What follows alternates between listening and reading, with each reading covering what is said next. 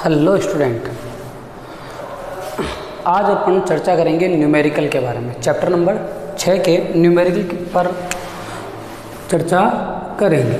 Chapter 6 electrical circuit और इसके अपन पढ़ेंगे न्यूमेरिकल। ठीक है, न्यूमेरिकल मतलब आंकिक प्रश्न,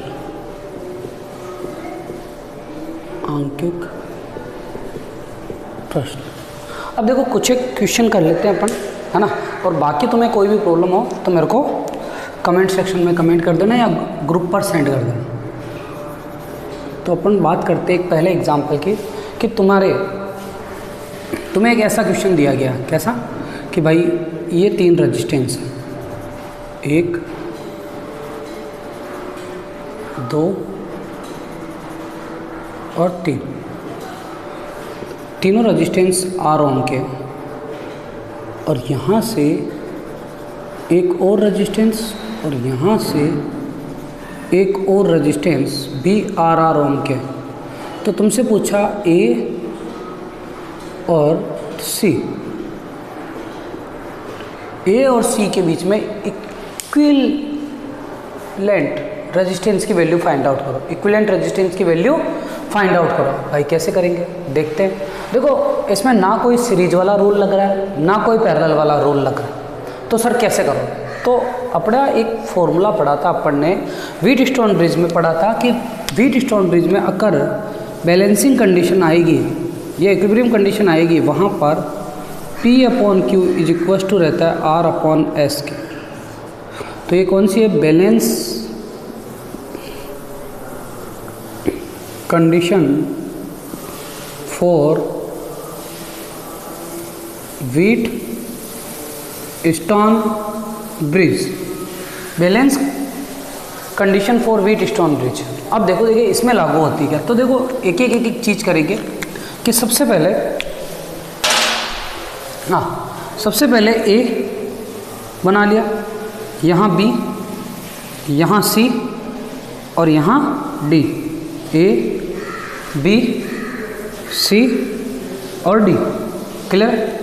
अब ये वाला जो रेजिस्टेंस है ये किस किस के बीच में, ए और बी, ठीक है। ये जोड़ दिया ए बी, ये रेजिस्टेंस बी और डी, ये भी जोड़ दिया। ये रेजिस्टेंस डी और सी, ये भी जोड़ दिया, ठीक है। ये ऊपर वाला रेजिस्टेंस ए और डी,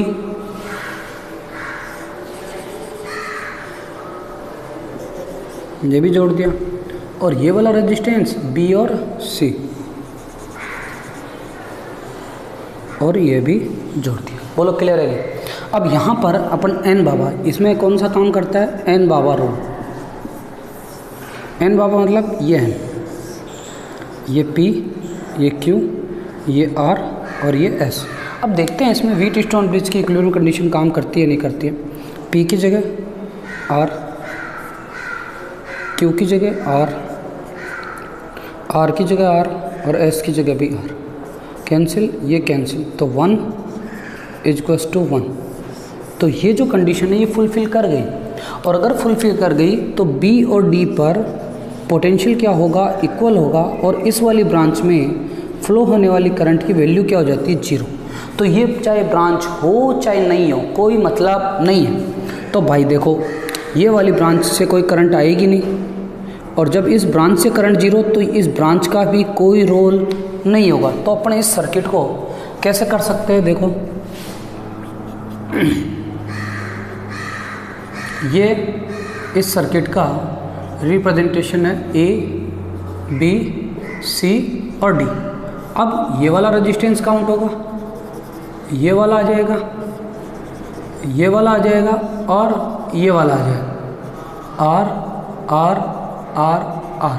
और इस वाला में कोई रेजिस्टेंस नहीं आएगा क्योंकि इसमें कोई करंट फ्लो नहीं कर रही है। तो यहाँ पर तुम भले रेजिस्टेंस बनाओ ही मत, ये वाला इसमें कन्वर्ट हो सकता है, पर कब होगा, जब ये कंडीशन फुलफिल करेगी, जब ये व्हीटस्टोन ब्रिज वाली कंडीशन फुलफिल करेगी। तो भाई अब देखो ये दोनों रेजिस्टेंस किस में है? सीरीज में। सीरीज में तो इनका इक्विवेलेंट क्या होगा? R प्लस आर, और R प्लस आर कितना होता है? 2R। सेम ऐसे के ऐसे कंडीशन, ये दोनों रेजिस्टेंस भी सीरीज में, तो इनका रेजिस्टेंस भी इक्विवेलेंट रेजिस्टेंस 2R हो जाएगा। अब देखो क्या बन जाएगा सर्किट? A और C, ये 2R और ये 2R, 2R 2R, ये A और C। अपने को A और C के बीच में इक्विवेलेंट रेजिस्टेंस निकालना था, तो अब ये दोनों रेजिस्टेंस किस में? एक दूसरे के पैरेलल में। ये दोनों रेजिस्टेंस एक दूसरे के किस में है? पैरेलल में। और पैरेलल में क्या होता है? RP, दो रेजिस्टेंस में R1 R2 upon R1 plus R2, और अगर बहुत सारे हो जाए तो 1 अपॉन RP बराबर 1 upon R1 plus 1 upon R2, whatever you want to use, तुम्हारी मर्जी है जो फॉर्मूला यूज कर सकते हो। तो देखो RP की वैल्यू क्या हो जाएगी? 2R इंटू 2R और 2R प्लस 2R, तो ये क्या हो जाएगा बेटा? 4R स्क्वायर अपॉन 4R, 4 से 4, R से R is equal to R ओम।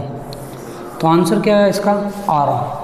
बोलो ये क्लियर है नहीं? तुम्हें सेम ऐसा का ऐसा क्वेश्चन कैपेसिटेंस वाले में भी मिलेगा और उसका आंसर भी आएगा C, फैराड। तो करने की कोशिश करना, वहाँ रेजिस्टेंस को हटा के क्या कर दिए?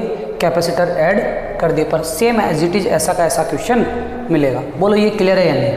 ये पल्ले पड़ा कि नहीं पड़ा? क्लियर है बेटा? अब देखो अपन आगे और चलते हैं कि न्यूमेरिकल्स पर थोड़े, तो इसको ठीक है स्क्रीनशॉट ले लो, आगे चलते हैं।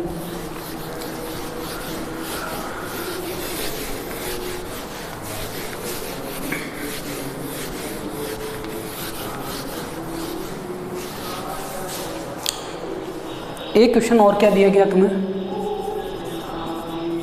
इस तरीके से क्वेश्चन दिया गया कि भाई दो रेजिस्टेंस इसी तरीके से कुछ कनेक्टेड करे उन्होंने, कैसे? एक ऐसे, एक ऐसे, फिर एक ऐसे, फिर एक ऐसे, ठीक है। और इधर उन्होंने 2 एम्पियर की करंट फ्लो करी। यहाँ R1 रेजिस्टेंस था, यहाँ R2, यहाँ R2 था और यहाँ R1, और ये टर्मिनल है A और ये टर्मिनल है P। उन्होंने पूछा what is the potential difference between A and B। मतलब पूछा क्या? Del V VA minus VB, what is the potential difference between A and B। मतलब A और B के मध्य विभवांतर कितना होगा, कैसे निकालें?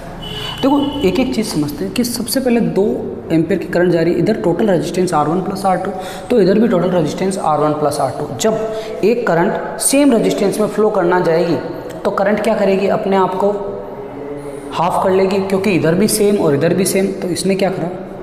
इधर 1 एम्पियर करंट फ्लो हो गई और इधर भी 1 एम्पियर करंट फ्लो हो गई। इसका एक रूल भी है, ठीक है, current division rule, current division rule. तो अगर तुम वो जानना चाहो तो वो भी कर लो।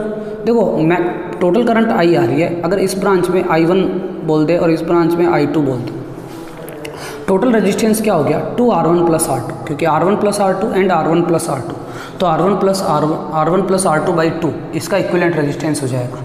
क्योंकि 2 सेम रेजिस्टेंस है पैरेलल में, तो इनका इक्विवेलेंट रेजिस्टेंस की बात करेंगे तो क्या आ जाएगा? R1 plus R2 by 2। तुम निकाल लेना इसको, ठीक है।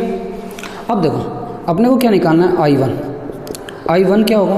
किसके अंदर निकालना है? इसमें निकालना है, तो R1 upon R1 plus R2, sorry R2 upon R1 plus R2 into I, ठीक है। तो I1 बराबर क्या हो जाए? R2 कितना है? R1 प्लस R2, और R1 plus R2 equivalent resistance कितना है? इक्विवेलेंट रेजिस्टेंस याद रखना, ये R1 R2 इनको डैश कर लो रे यार।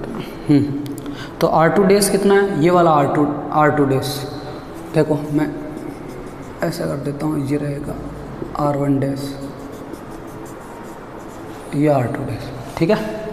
तो ये R2 dash R1 plus R2 और R1 dash plus R2 dash, तो 2 R1 plus R2 into I। ये तो ये कट गया I/2, I/2 कितने 2 एम्पियर अपॉन 2, 2 से 2 कैंसिल तो 1 एम्पियर। अब अगर I1 1 एम्पियर आ रही है तो I2 भी कितनी जाएगी, 1 एम्पियर ही जाएगी। ठीक है सर, ये तो समझ में आ गया। अब इस ये भाई वोल्टेज, टोटल वोल्टेज कितना आएगा, वोल्टेज ड्रॉप अक्रॉस टोटल ये, तो V बराबर क्या होता है I/R इक्विवेलेंट। तो I कितना है 2 एम्पियर, R इक्विवेलेंट कितना है R1 प्लस R2/2। इस 2 से ये 2 कट गया तो R1 प्लस R2, ये टोटल वोल्टेज आ गया।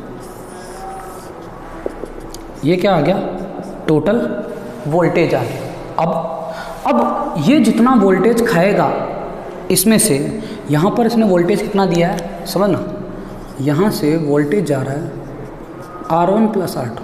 अगर ये जितना वोल्टेज खाएगा तो इस वोल्टेज में से इसको घटा दूंगा तो बचेगा क्या, यहाँ पर वोल्टेज। तो देखो कैसे, इसके द्वारा कितना वोल्टेज खाएगा ये, मान लेता हूँ V1 बराबर I/R1, I1 R1, I1 कितना 1 इंटू R1 तो बराबर R1 वोल्ट। ये वाला चीज़ R1 वोल्ट खा रहा है, दिया कितना मैंने R1 प्लस R2, तो VA पर कितना वोल्टेज बचा R2।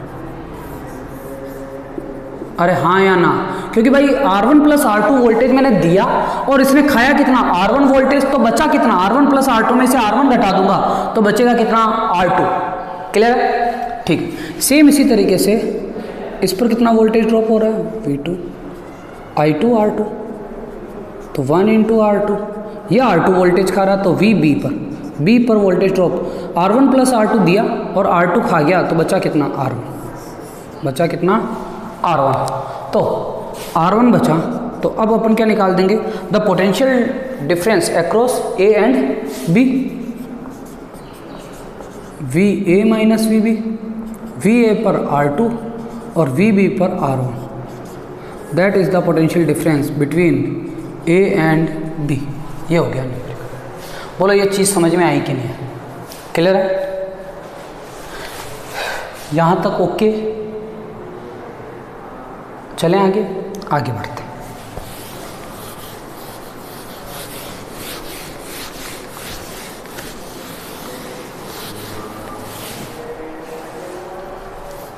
तुम्हें एक क्वेश्चन दिया कि एक पोटेंशियोमीटर है,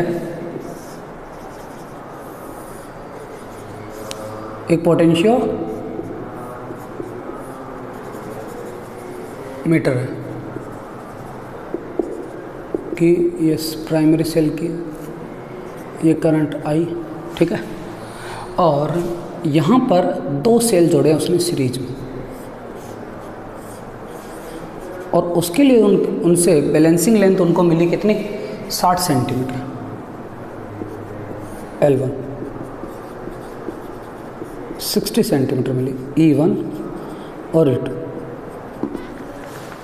ठीक है। उन्होंने क्या करा, जो छोटा सेल है उसके अपोज कर दिया अगले केस में। तो पहले केस को सोल्व करते हैं, तो यहाँ से ये दोनों का जो इक्विवेलेंट होगा अपने को पता है वो क्या होता है E1 प्लस E2, अगर दोनों आइडेंटिकल है ना तो जुड़ जाते हैं, ये अपन ने पढ़ रहा है ना, क्योंकि इनका इंटरनल रेजिस्टेंस अगर नेग्लिजिबल है तो internal resistance R tends to 0, तब ये होगा, ठीक है भाई।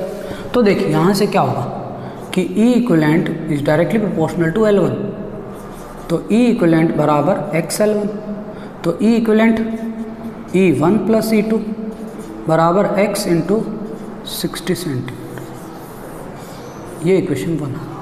अब सेकंड केस में क्या बोला है, कुछ नहीं बोला। केस सेकंड में ये वाली जो चीज़ है इसमें एक EMF को उल्टा करती है, ये A, ये B, ये A और B, बस इतना चेंज है।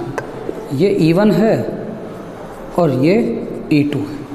तो अब जो इक्विवेलेंट होगा, अब जो सेकंड में जो बैलेंसिंग लेंथ मिली है ना L2, वो मिली 40 सेंटीमीटर। कितनी मिली वो 40 सेंटीमीटर। क्या हो गया भाई, अब जो इक्विवेलेंट आ जाएगा वो कितना आ जाएगा E1, क्योंकि ये करंट दे रहा है इधर जबकि ये करंट दे रहा है इधर, दोनों एक दूसरे को अपोज कर रहे हैं। तो जब दोनों एक दूसरे का अपोज करेंगे तो इनका ईएमएफ एक दूसरे में से क्या हो जाएगा, सब्ट्रैक्ट हो जाएगा। तो यहाँ मिल जाएगा अपने को E1 माइनस E2। तो इस सेकंड केस में E equivalent dash is directly proportional to L2। तो E इक्विवेलेंट डैश बराबर x L2, E equivalent dash E1 minus E2 x into कितना 60 सेंटीमीटर, सॉरी 40 सेंटीमीटर। ये आ गया इक्वेशन नंबर 2। इक्वेशन नंबर 1 आ गई, इक्वेशन 2 आ गई। इक्वेशन 1/2 कर देते हैं तो क्या आ जाएगा, E1 plus E2 upon E1 minus E2। तो ये हो जाएगा x इंटू 60 और x इंटू 40, x कैंसिल, 0 से 0 कैंसिल, 6/4 तो 3/2।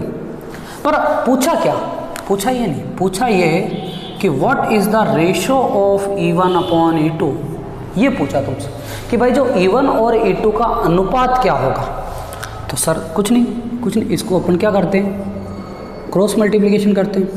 तो 2E1 plus 2E2, 3E1 minus 3E2।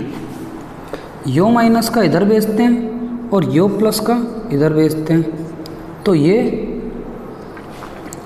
3E2 and 2E2 तो 5E2 और ये E1।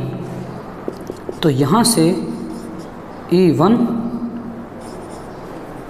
5/1 और E1 अपॉन E2।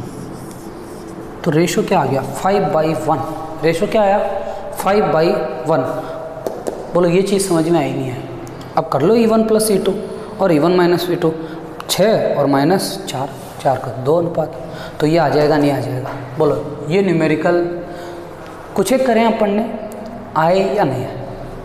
और इनकी तो अगर तुम प्रैक्टिस करोगे तो और धीरे धीरे आते जाएंगे, ऐसा बात नहीं है। और कोई भी प्रॉब्लम हो तुम ग्रुप पर सेंड कर सकते हो बेटा, ठीक है बेटा, ओके, थैंक यू।